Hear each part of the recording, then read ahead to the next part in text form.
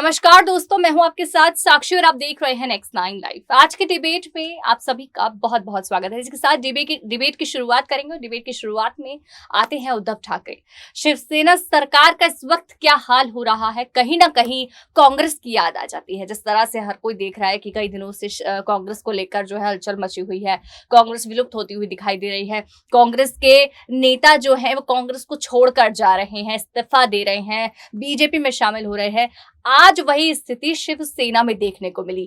लगातार शिवसेना के कई विधायक जहां आंकड़े बढ़ते चले जा रहे हैं, जो शिवसेना के साथ बगावत कर रहे हैं। और इस बीच संजय राउत लगातार कई नेताओं पर, कई विधायकों पर भरोसा जताते हुए भी दिखाई दे रहे हैं। यहां तक कि एक विधायक को लेकर की जिस तरह से बीजेपी पर उन्होंने निशाना साधा, देवेंद्र फडणवीस को लेकर निशाना साधा कि गुजरात में रेड एंड ब्लू में जहां हमारे विधायक जो थे एक होटल में थे और अचानक से उनका गायब होना, उनसे कांटेक्ट ना होना, तो कहीं ना कहीं डर सता रहा था कि उन्होंने हमारे साथ बगावत तो नहीं कर दी या बीजेपी कोई बड़ा खेल खेलने की कोशिश कर रही है।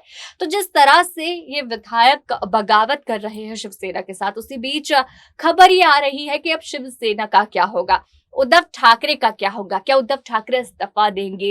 अब जिस तरह से उद्धव ठाकरे की तबीयत को लेकर खबरें सामने आई हैं, वो कोविड से संक्रमित हो चुके हैं, तो इस बीच उद्धव ठाकरे क्या किस तरह का फैसला जो है शिवसेना की तरफ से आएगा, क्योंकि जो मुख्यमंत्री है उसी की तबीयत खराब है। इन चीजों को लेकर बड़ा फैसला लेना है, आगे चुनाव है, इतनी सारी चीजें देखनी है। लेकिन कहीं ना कहीं शिवसेना का जो कांग्रेस जैसा हाल हो रहा है इस वक्त, कैसे शिवसेना अपने आप को संभालेगी। चलिए इन मुद्दों पर चर्चा करते हैं। उसके लिए हमारे साथ मौजूद है हमारी खास मेहमान प्रज्ञा। आपका बहुत बहुत स्वागत है। शुक्रिया। प्रज्ञा, चर्चा से शुरुआत करेंगे। महाराष्ट्र के बारे में आप लगातार अपडेट्स दे रहे हैं और इन अपडेट्स के साथ देखने को मिल रहा है कि किस तरह से शिवसेना के विधायक जो हैं वो बगावत कर रहे हैं शिवसेना के साथ। लगातार आंकड़ा बढ़ता चला जा रहा है, 40 के पार और 50 तक पहुंचने को तैयार है। मतलब इतने विधायक बगावत कर रहे हैं, मौके पर साथ छोड़ रहे हैं। क्या हालत शिवसेना की दिख रही है इस वक्त? जी बिल्कुल साक्षी, देखिए जिस तरीके से जो हालात हैं कैसे बदल रहे हैं आप ये देखिए। जैसे ही राज्यसभा चुनाव का जब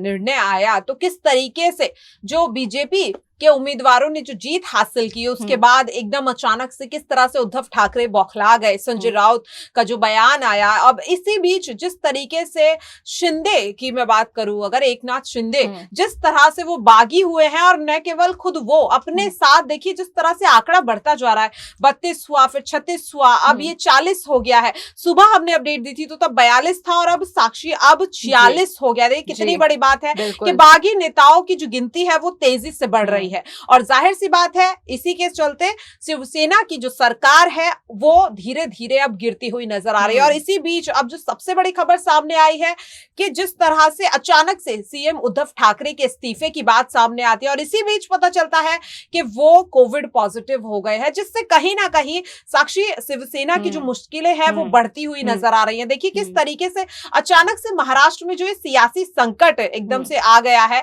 और इसका फायदा साक्षी न केवल सिर्फ बीजेपी को बल्कि कांग्रेस को भी हो रहा है। देखिए जैसे ये खबर सामने आई, हमने किस तरीके से देखा कि कांग्रेस नेता कमलनाथ को, मतलब कांग्रेस पार्टी ने कमलनाथ को अपना संकट मोचक बना करके महाराष्ट्र भेज दिया है। किस तरह से जैसे ही आज कमलनाथ पहुंचे हैं, उन्होंने जो कांग्रेस पार्टी के विधायक हैं उनसे मीटिंग की है, बातचीत की, रणनीति बनाई। क्योंकि देखिए जाहिर सी बात है, जिस तरह से शिवसेना के विधायक बागी हो गए, इससे कहीं ना कहीं अब बीजेपी और कांग्रेस पार्टी भी घबरा गई है। क्योंकि देखिए आज उनकी पार्टी के विधायक बागी हो चले हैं, नाराज विधायक और भी पार्टियों में है, मतलब और भी पार्टियों से जो विधायक हैं उनको नाराजगी है पार्टी को लेकर। और इसमें सबसे बड़ा अगर हम नाम ले तो वो होगी कांग्रेस पार्टी। देखिए कांग्रेस पार्टी के भी विधायक कई ऐसे जो लगातार अपने बयानों में नाराजगी जाहिर करते रहते हैं।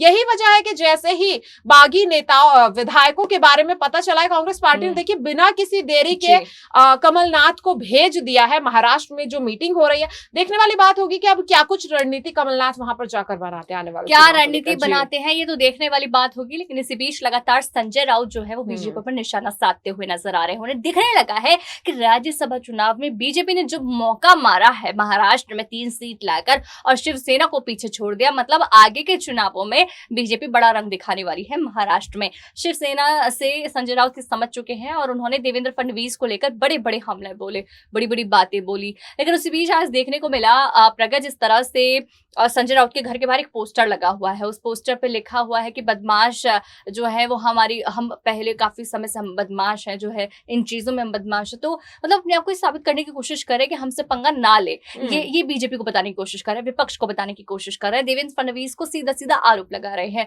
तो ये जो चीजें हो रही हैं, संजय राउत जिस तरह से, क्योंकि वो समझ गए हैं कहीं ना कहीं ये सियासी घमासान जो हो रहा है शिवसेना को जो है वो गिरा देगा, उसकी जो सरकार है वो गिरा सकता है। इतना डर अगर संजय राउत को लगने लगा है, कहते हैं नवनीत राणा ने ये नाम दिया था, संजय राउत को शकुनी कहा था शिवसेना का, तो जिस तरह से अब शकुनी का ही माइंड जो है कहीं ना कहीं घबराने लगा है इस चीज को लेकर कि अब ऐसा हो जाएगा या बीजेपी अच्छा मौका देख सकती है। तो आपको क्या लगता है कि संजय राउत किस तरह की रणनीति अब अपना सकते हैं, किस तरह का मौका देख सकते हैं? जी बिल्कुल, देखिए साक्षी, जिस तरीके से जब राज्यसभा चुनाव के परिणाम भी आए उसके बाद देखा हमने कि किस तरह से संजय राउत अचानक से छटपटा गए, एकदम बीजेपी पर आरोप लगाने लगे कि क्रॉस वोटिंग की गई है, बीजेपी ने नेताओं को भड़काने की कोशिश की है, उन्हें मैनिपुलेट करने की कोशिश की है। तो जाहिर सी बात है अब जो इस वक्त स्थिति है शिवसेना की महाराष्ट्र में, तो कहीं ना कहीं अब संजय राउत पर भी सबकी निगाहें टिकी हुई है, क्योंकि देखिए जिस तरीके से मुख्यमंत्री उद्धव ठाकरे कोरोना पॉजिटिव हो गए हैं, तो जाहिर सी बात है कि इस वक्त कमान संभालने के लिए कोई मौजूद नहीं है, क्योंकि वो कोरोना संक्रमित हो गए हैं। और ऐसी खबर भी सामने आ रही है कि शायद जल्द ही उन्हें अस्पताल में भी भर्ती किया जा सकता है। आपको बता दें इससे पहले साक्षी राज्यपाल भी कोरोना पॉजिटिव हुए थे, और अब इस तरीके से जैसे हम देख रहे हैं कि अब उद्धव ठाकरे हो गए हैं, तो देखिए एक बड़ा सवाल उठ रहा है कि जहां एक और पार्टी इतनी ज्यादा संकट में है, वहीं पार्टी का कर्ता धर्ता ही कोविड पॉजिटिव हो गया है, और इसका फायदा साफ तौर पर बीजेपी उठाती हुई नजर आ रही है। देखिए जिस तरीके से देवेंद्र फडणवीस जो है वो लगातार पार्टी को मजबूत बनाने का काम कर रहे हैं, क्योंकि हमने देखा जैसे चुनाव के बाद जब परिणाम आए, लगातार फडणवीस को लेकर जो बीजेपी है जिस तरीके से काम किया गया, क्यों जो रणनीति थी, क्योंकि देखिए अगर जो साक्षी जो जीत मिली है उसका सेहरा अगर किसी के सर सजता है वो तो पूर्व मुख्यमंत्री देवेंद्र फडणवीस के सर ही सजता है, क्योंकि देखिए जिस तरीके से 5 उम्मीदवार की जीत हुई है, सबसे पहला झटका तो साक्षी शिवसेना के लिए यही था। और अब जिस तरह से अब कोविड पॉजिटिव हो गए उद्धव ठाकरे, उसके बाद कहीं ना कहीं अब और ज्यादा मुश्किलों में घिर चुकी है शिवसेना। जी बिल्कुल, बहुत ज्यादा मुश्किलों में घिर चुकी है और घिरती हुई दिख रही है शिवसेना की इस वक्त जो हालत हो रही है वो साफ दिखाई दे रही है। बीजेपी से डर रही है शिवसेना, बीजेपी के वार से डर रही है, क्योंकि बीजेपी ने अपने नेता देवेंद्र फडणवीस को वापस महाराष्ट्र में खड़ा करके कहीं ना कहीं शिवसेना के लिए एक साबित बीजेपी हो रही है, क्योंकि आपने इतना स्ट्रॉन्ग कैंडिडेट वहां पर खड़ा किया, आपने इतने स्ट्रॉन्ग कैंडिडेट को लेकर आया है।